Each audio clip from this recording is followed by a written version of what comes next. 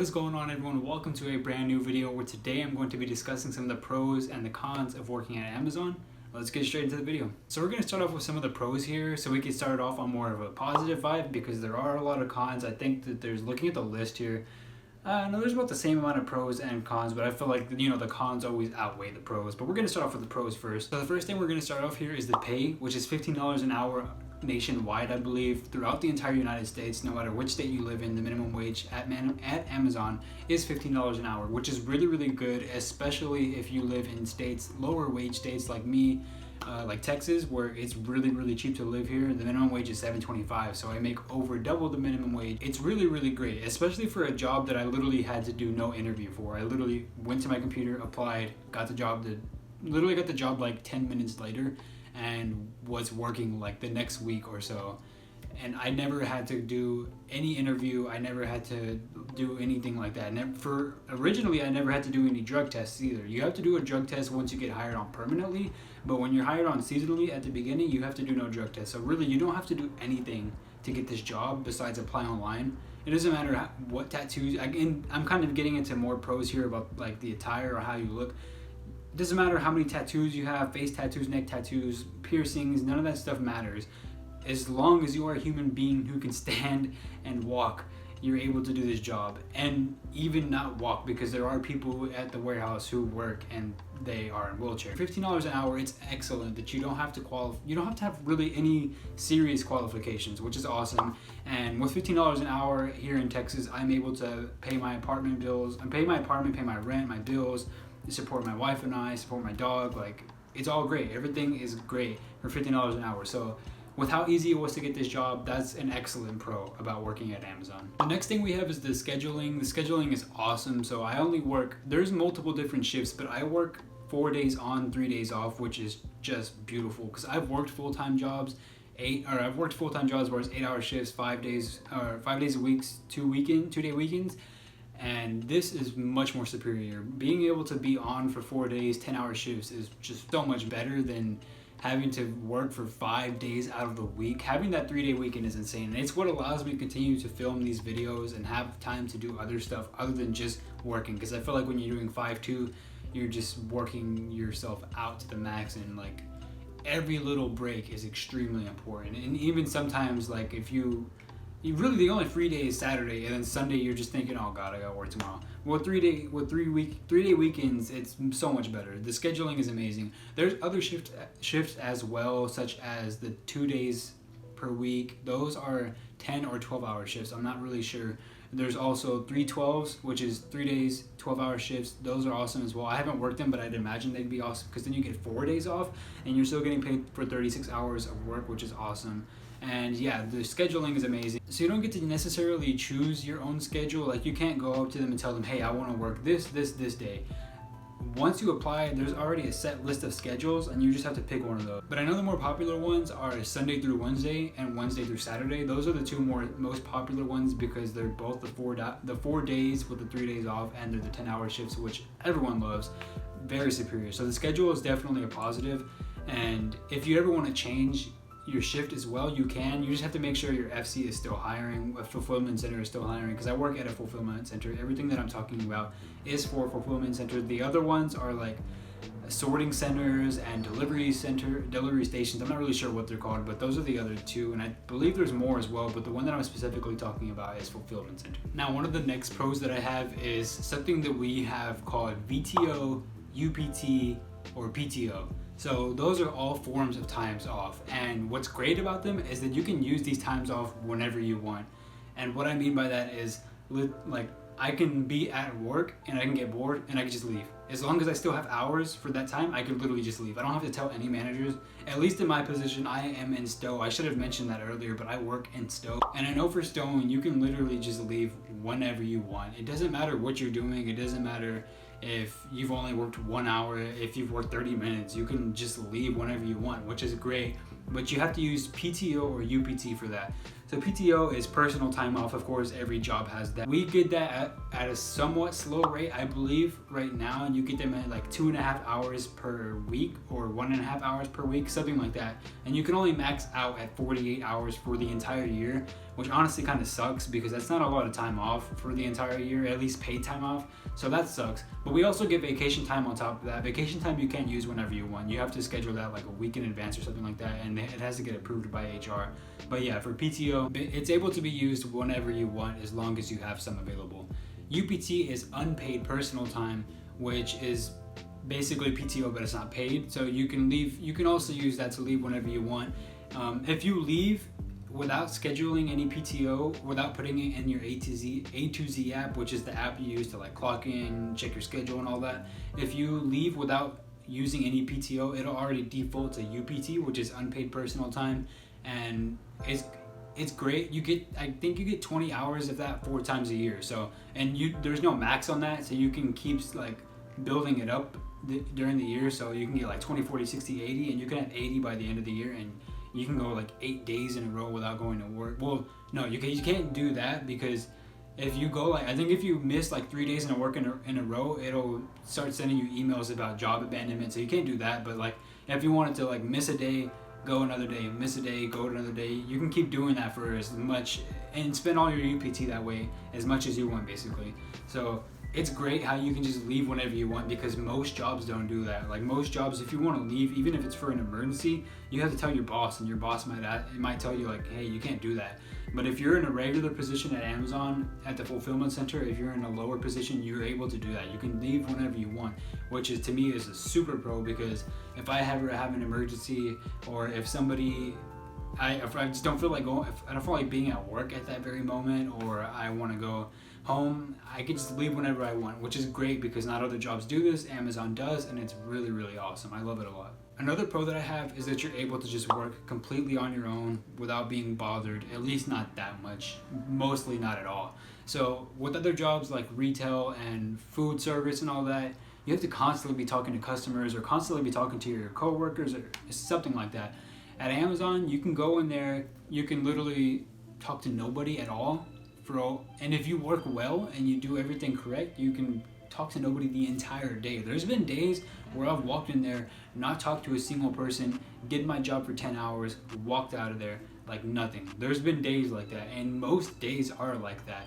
And I'll get on to what I mean by some days aren't like that in a little bit, but for now, it's nice. If you are introverted, this job is for you. This job is really for you, because for introverts, this is like heaven. You can literally go to work and not say a single word to anybody and walk out. So being able to not have to talk to anybody, it can be seen as a con for some people, but for people like me, I'm very introverted.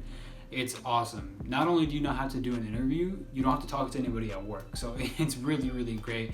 Your stations that you work at least in Stowe and some other positions as well, you work in single stations that are like next to each other, but they're blocked off by walls, basically. Not walls really, but they're blocked off by the computer, and like, I don't know how to explain. I'll put a picture up right now of what these things look like, what each station looks like, and then you'll get kind of a feel for that. That's how they look, and you don't have to talk to anybody. You're on your own the whole time. You're doing your work. If you want to pop some headphones in, even though that's not allowed, so don't do that.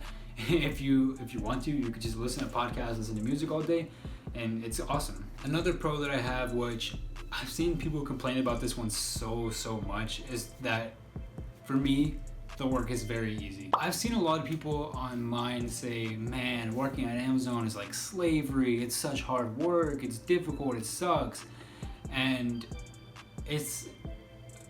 I don't know. I'm guessing these people have never worked a normal job, or have never worked a regular restaurant job, or like retail, or any other warehouse job, because this work is not difficult at all. Working at Amazon is literally like one of the most easiest jobs I've ever done in my life. All you have to do in my position, so I'll explain 2 other positions as well, because I've done 3 positions total. So in my position, all you have to do is you have totes or boxes of items that will come to you. I do Stowe. There's another position called water spider. Basically, the water spiders, you have a sled, and it's really, really big, but you have a sled, and the water spiders will carry around pallets, and they'll grab boxes from the pallets, put it on the sled, send it down your sled, you grab it, and you start working out of that box. All you have to do is grab items from the box, put them into a little pod is what we call them, but they're like little, I'll put a picture of them as well. They're like little yellow things with slots inside them. You just put the item in the slot.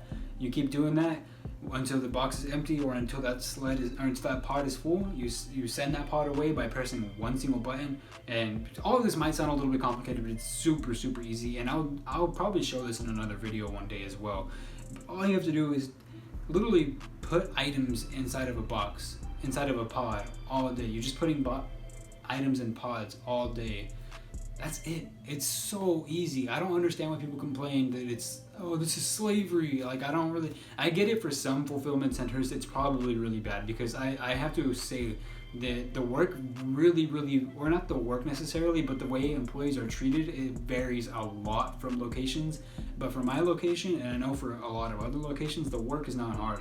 I guess if you're not used to standing, the work may be hard because you are on your feet almost the entire day. Like, I average about 14,000 steps a day, and that's just in my position. If you're doing like water spider and something like that, you'll average more, but I average like 14,000 steps a day because you are on your feet the entire time. And if you're working 10-hour shifts, that means you're on your feet for a whole 10 hours, which I can understand why that would be seen as difficult, but eventually you get used to it. And it's simple to me. I've done much worse before, like way worse. This is one of the easiest jobs that I've ever worked before. So for me, that's a pro, is that the work is very easy. And with that being said, I'll also just very briefly go into the other two positions that I was talking about. So one of them is water spider. Water spider is more difficult than stow, but it's very simple stuff. If you're like on the second, third, or fourth floor, which usually when I water spider, I am. I don't water spider that often, but when I do, I usually am on the second, third, or fourth.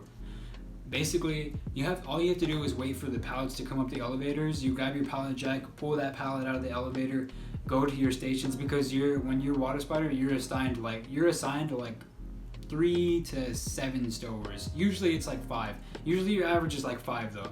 So all you have to do is get a pallet, either give that whole pallet to a water spider, to a stower, and put the items on their sled so they can start stowing out of that. Or if everyone already has their own pallet, then you just drag the pallet around and put items on sled. So basically all you're doing is putting items on the sled the entire day, which like I said earlier, the sled is like literally just a long silver thing that you put a box on there, you slide it down, and it goes to the stower, so the stower can open the box and put those items inside of the little tube, not the tube, but the little yellow thingy. I forget what they're called right now, the pods. But that's all you do. All you do is pull the pallet around with the pallet jack, which is not hard at all. Using pallet jacks are super simple, and you're putting boxes onto the sleds.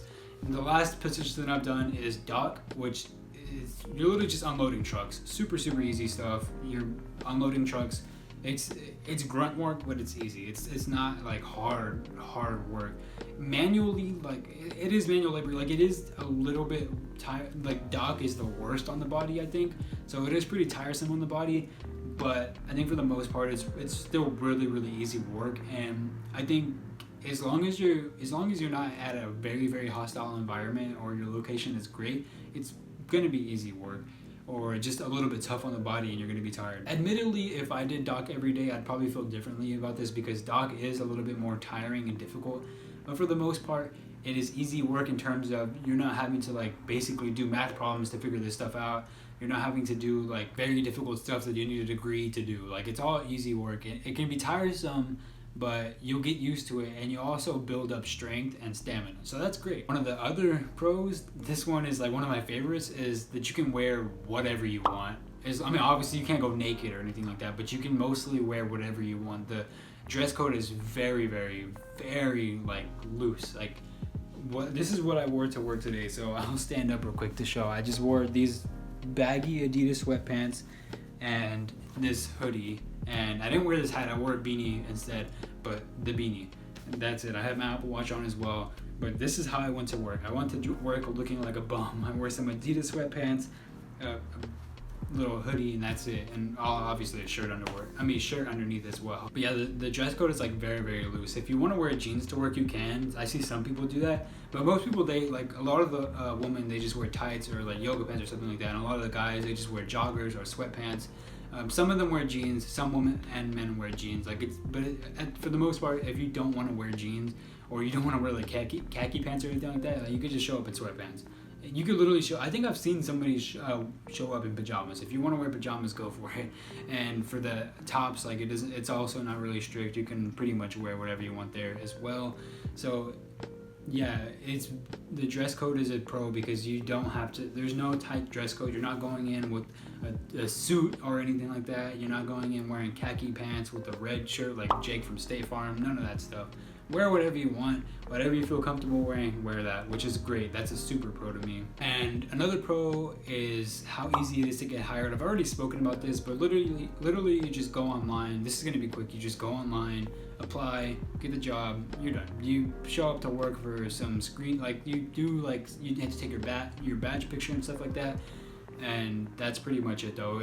It's really, really simple. It's so easy to get hired. And if you want me to make a video on what the process of getting hired was like, let me know, comment down below, and I'll do that as well. I do plan on making another Amazon video where I actually show like a day in my life of actually working at Amazon, so be prepared for that as well, and subscribe. And I have 2 more pros and I'll be done with the pros. I kind of feel like I spent a lot of time on the pros, so sorry about that, but 2 more. VET, which is voluntary extra time. If you like to work a lot or if you want to get a lot of overtime, that is not always an option, but there's a lot of times where that's an option. So your A to Z app that you use for scheduling and stuff like that, sometimes they'll send a notification saying there's VET available, which is voluntary extra time, and that means you could pick up a shift if you want to. And it happens I think fairly often, but not all the time, but fairly often there's VET available for people to come and work if they want to. So that's awesome. If you're one of those people who likes to work overtime and put in a lot of hours, that'll be a huge pro for you.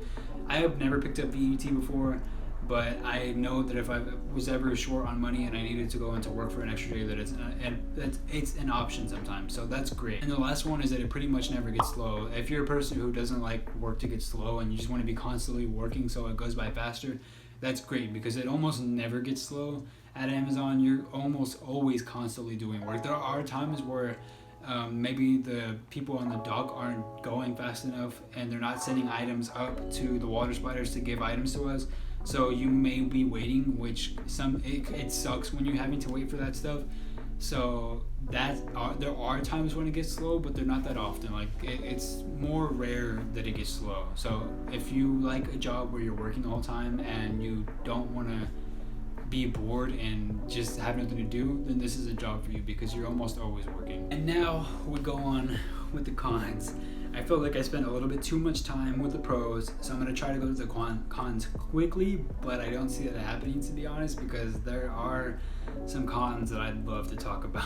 So the first con that I'm going to discuss, which is probably my least favorite, is TOT, time off task, which is any time that when you're stowing, you're scanning the items and putting them into the little bins.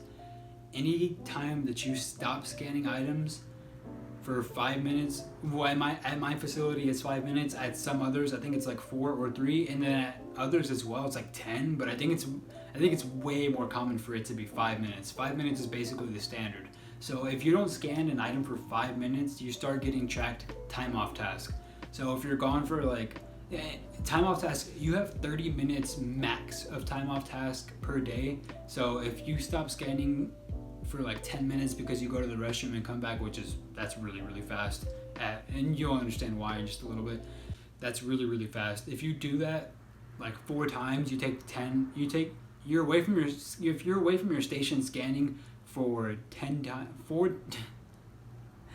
if you're away from your station for 40 minutes for the entire day, you're gonna get written up because time off task is it sucks. I hate time off task so much. If you have to go to the restroom and you've already went twice in the day, you have to really think about it. Is it worth going? Because I might get tracked too much TOT. I might go over my 30 minutes and I will get a write-up. So you need to be really, really careful with time off task. Anytime, like I said, anytime you stop scanning for whatever reason, they'll start tracking TOT in the system. And it's not done by someone specifically, it's done by a computer. So sometimes it is inaccurate as well, and I've been written up for 127 minutes of time off task before, time off task that I never ever took. But that'll lead me to my next one, is that the system is broken. So that's my next con. What I mean by the system being broken is every single thing at Amazon is done by the system, like the technology. It's all done on a computer, automated, like almost all of it. Like your time off task, your write-ups, like all that stuff is done through technology, and sometimes it's super inaccurate. Like I was saying earlier, I was written up for 127 minutes of TOT one day, and like I really have I keep track of my TOT on my phone, which if you do start working at Amazon, I highly recommend that every time you go away from your station, like for the restroom, or even if sometimes the pods get stuck and they won't move, so it's not your fault that you're being tagged for TOT, but anytime that for over 5 minutes you are not scanning constantly, make sure you write or type down on your phone 7:43 a.m. pod stuck, or 7:43 a.m. went to the restroom, and then after it's done and you start scanning again, also type 7:50 a.m. I started working again, something like that. Because like I was saying, I've been written up for 127 minutes of TOT, but I only logged down like 23 minutes that day. I don't know what happened with why the system said that for the other 124 minutes that I was not scanning. I don't know what was going on that day, but my manager wrote me up because she goes into her laptop or her computer, she sees, oh, he was not doing something for 127 minutes, and she writes me up. Well, they have to come and bring a paper to you, which by the way, she didn't even bring the paper to me herself. She sent somebody else to bring me the paper, and they told me it wasn't a write-up. So I didn't know I was getting written up until I saw it on my A to Z app a couple of days later. So everything is done by the system, and sometimes the system is super inaccurate. To this day, I don't know what happened or why I was marked for 127 minutes of time on task, but everything is done by the computer, and sometimes it is just extremely inaccurate. So you really have to be careful with that, because it's, like I said, it's super inaccurate and it shouldn't be done that way, but it is. Another con that I have is possibly getting fired out of nowhere. I've seen this. There is a subreddit for Amazon. There's two of them, but one of them, I only follow one of them, and that one, I've seen people get fired without even knowing they were fired, or they'll get fired and they have no idea why. It is a flaw with Amazon, working at Amazon, is that you can sometimes just get fired for no reason at all. Going back, I'll give an example of how some people get fired. So with your UPT, like I said, you get 20 hours per every quarter of the year. Let's say you have 20, and let's say you take 2 days off, so you have 0 hours now. And since things are done by the system, let's say for whatever reason, okay, so I'll give an example. So today, literally just today, by the way, I got off of work early. Literally just today, there was a fire at our location, and so for the first 4 hours of work, we weren't able to work, but they sent a text out saying, we won't take UPT and you're gonna get paid for it. That's a lie, first off, because everything is done by the system. They're gonna take UPT from me already. I already know it. And it's gonna take about a week or two to get resolved. I already know that this is a thing because everything is done by the technological system. The system is, even if they don't want it to, even if the employees and the higher ups don't want it to, the system is already automatically gonna take that UPT from me. So basically what I'm trying to say is, let's say that I have 0 hours of UPT and this happens today. This fire happens and I can't go to work for the first 4 hours, and they text me saying, hey, we're not gonna take UPT.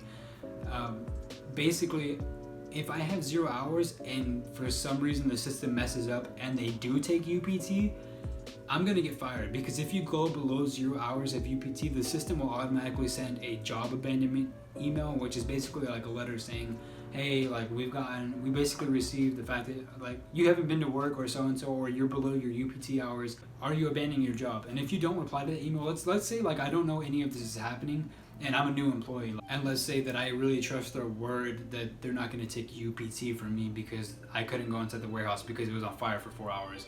Let's say all of this happened. If I get the email and I don't know to check my email, and so I just never check it, I could be fired. I could try to scan my badge next week, and I can go in there and my badge won't work because I will be fired, and I'll be like, what the heck, why is my badge not working? then I'll talk to the security, and then they'll talk to HR, and then they'll come back to me, and they'll be like, oh yeah, you don't work here anymore. And I'm just like, this has actually happened to people before. Like multiple times this has happened to people where they've just been fired and they have no idea why or what happened. Because like I said, everything is done by the system, everything is automated. You can get fired without even knowing, or you can get fired and you'll have no idea that it ever happened until you show up to work and your badge doesn't work. So everything being done by the system and all this stuff, all of the mixture of these things, it is a huge con and a huge flaw in the Amazon system. Another con that I have is very strict phone usage that could lead to write-ups basically. So if you ever get caught on your phone and the person who is usually, okay, I'll be honest, usually your area managers, which is basically the people you're below, usually they don't give a damn. Like they won't say anything, but don't take my word for that, because a lot of them do, and at your locations they all might. So don't take my word for that, but usually they don't care. Usually your direct managers, oddly, they don't care. But they have people in other positions whose job is literally to go around the warehouse and write people up. So and usually they're wearing like blue or mint colored vest. I believe their vest is like mint colored at the moment. I think it's always changing, but right now it's mint colored. So if those people catch you on their phone, if they're nice, they'll give you a warning. But if they're doing their job that day, basically, unfortunately, that is their job, they'll write you up just because they saw you on your phone, even if it was for like a second or two. They're very, very strict with their phone usage, it sucks to me. You're also not allowed to have headphones at all. I mean, there's ways that you can hide it, but if you get caught at all, you're pretty much done for. Like you will get written up for those things. You're not allowed to have your phone or your headphones.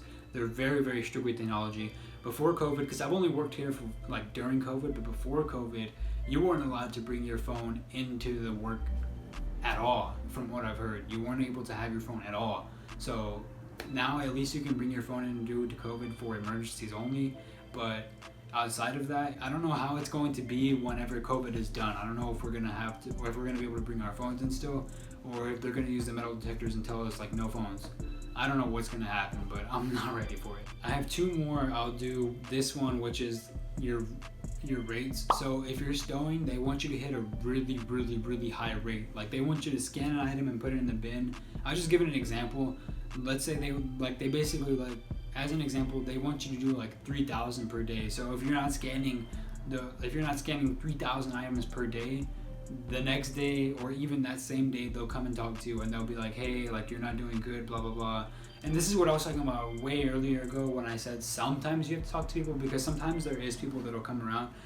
Usually your area managers or their personal assistants, or processing assistants is what they're called, but they're basically personal assistants.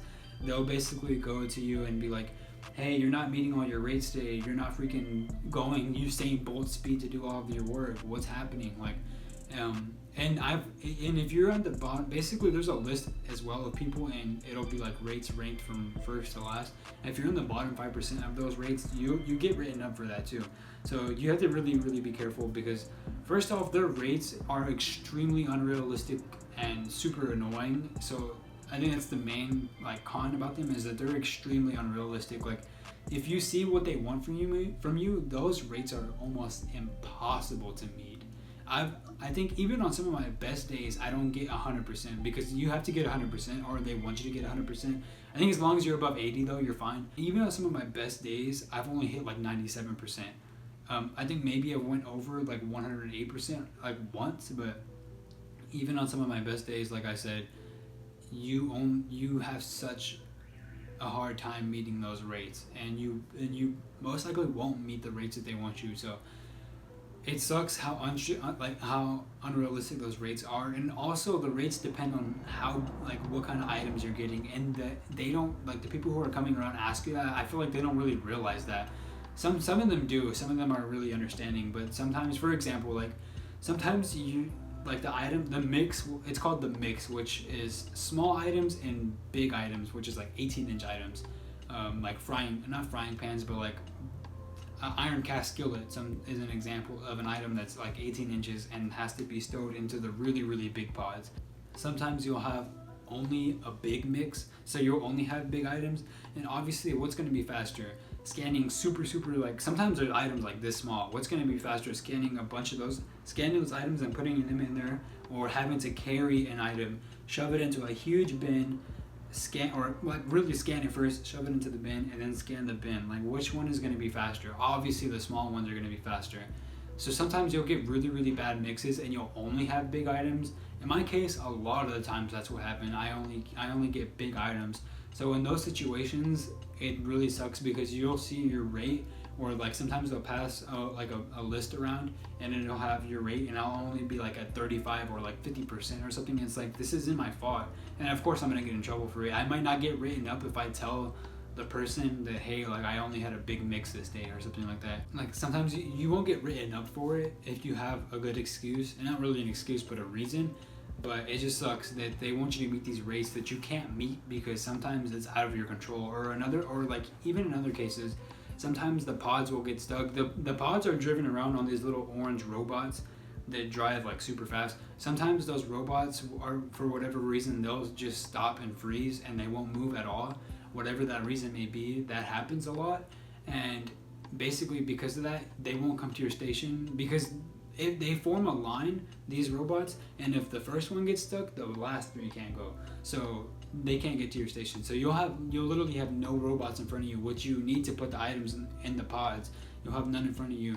And so it'll start making your rate go lower and lower because the system sees you're not doing work. So like these unrealistic rates that they ask for you to meet are super unrealistic, and it sucks a lot having to meet these super unrealistic expectations. But I'll just tell you this right now, like if you don't meet those expectations, don't worry about it. They're unrealistic. As long as you don't go below the 5% mark, which I've only done once and I had a good excuse for it, so I was okay, like they didn't write me up, you're fine. As long as you don't go below that mark, you're fine. Just keep doing your work. And then lastly, we have the extremely short lunch breaks. These suck because the lunch breaks are really, really short at Amazon.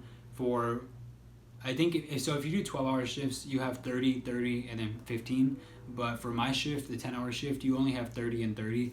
And it's 30 and 30 scan to scan. So basically, it can take like up to like 10 minutes, not 10 minutes, but it can take like up to like 7 or 8 minutes to get to the lunchroom. So think about it this way. After you're done scanning and you sign out of your station, it can take like up to like, let's just say 5 minutes for like, let's be generous, 5 minutes. So that's already 25 minutes off your break. So after those 5 minutes, let's say it takes 3 more minutes to microwave your food. You're down to a 22-minute break because it's taken 8 minutes to just microwave your food and get to the lunch break to begin with. So let's say it takes like 15 minutes to eat, or usually you want to eat as fast as you can because you want to get back to work. So let's say it takes like 10 minutes to eat. So you have 12 minutes, and then 5 minutes to get back, so that's 7 minutes. And then you have to wait for the pods to come. They do take a while to come. They can take like upwards to like 3 minutes when you sign back in. So minus like 3 minutes on top of that.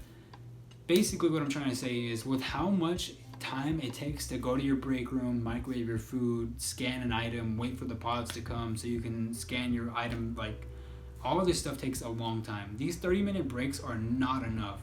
My warehouse is almost 1 million square footage. Imagine trying to get to the break room and have all these other things, these other obstacles to get through. Like, you don't even have time to use the restroom during breaks. So you're gonna have to use the restroom while you're scanning, while you're stowing, which is gonna waste more of your time off task, and which is also gonna waste more, it's gonna lower your rate. So just all these things like mixed together, it sucks a lot. Your lunch breaks are super, super short. Like on a good, like sometimes you only be there for like 7 minutes, just being able to relax and calm your mind. Sometimes it can only be like 3 minutes where you're done eating and you just calm your mind for a little bit. It sucks. The lunch breaks suck. They're super, super short. They desperately need to extend them. And yeah, they're I'm not gonna lie, like the lunch breaks, the length of them and all that stuff is just terrible.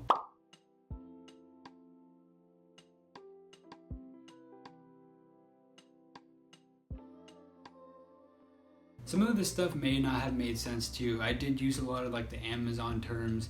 So if you do need more help, go ahead and comment down below, and I'll answer any question you have about anything related to this job. I'll go ahead and answer them. So if you have any other questions, go ahead and comment down below. If you enjoyed this video, go ahead and smash that like button as well, and subscribe, because I will be releasing like a day in the life type of vlog where I vlog like me going to work and all that. So go ahead and subscribe as well. Turn your post notifications on so you can see that. But yeah, this was the pros and cons of working at Amazon. I spent a lot more time than I wanted to talking about this, but there is a lot to talk about when it comes to working at Amazon. So with that being said, I'm going to go ahead and end the video there. Thank you all so much for watching, and I hope you enjoyed this video. Again, like, subscribe, comment down below if you have any questions. I'm going to go ahead and head out, so thank you so much for watching. I love you all. Goodbye.